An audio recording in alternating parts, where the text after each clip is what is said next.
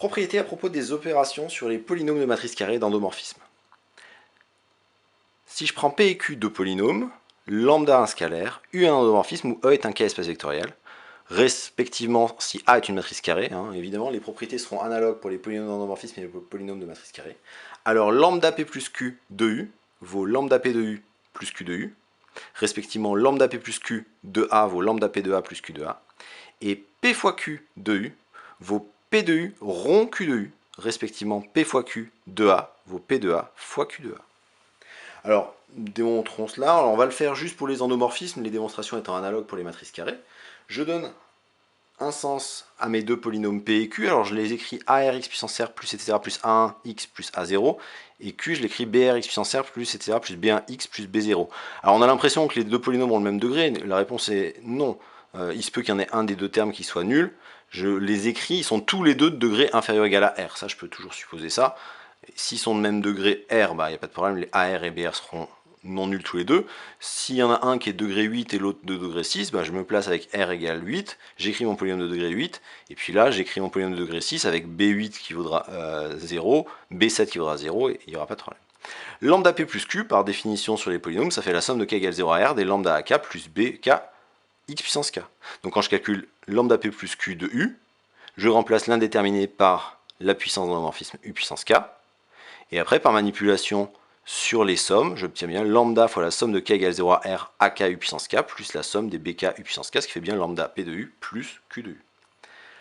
Pas de souci. Quant à la deuxième propriété, pour P fois Q, comme si P et Q sont tous les deux de degré inférieur ou égaux à R, P fois Q sera de degré inférieur ou égal à 2R. Donc P fois Q, ce sera la somme de K égale 0 à 2R de CK X puissance K, où le coefficient CK, pour tout K entre 0 et 2R, CK, ce sera la somme pour tous les couples d'entiers IJ entre 0 et R tels que I plus J vaut K, des AI BJ. C'est un petit peu la même chose que pour un produit de Cauchy, sauf que là on a affaire à des sommes finies.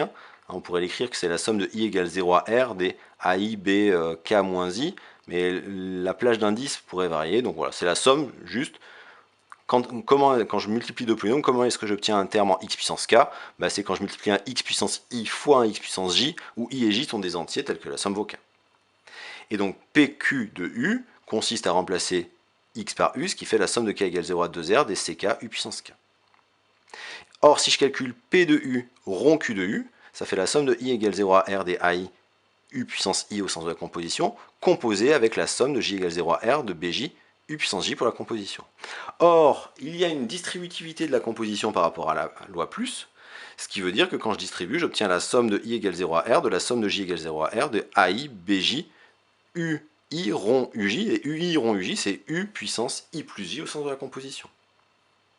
Et si je regroupe dans cette somme double tous les termes qui ont la même puissance K, comme on le ferait dans un produit de Cauchy, ça fait la somme de K égale 0 à 2R des UK fois la somme des AIBJ, où les IJ sont des couples entre 0 et R, tels que I plus J valent K. Ce qui est exactement PQ de U.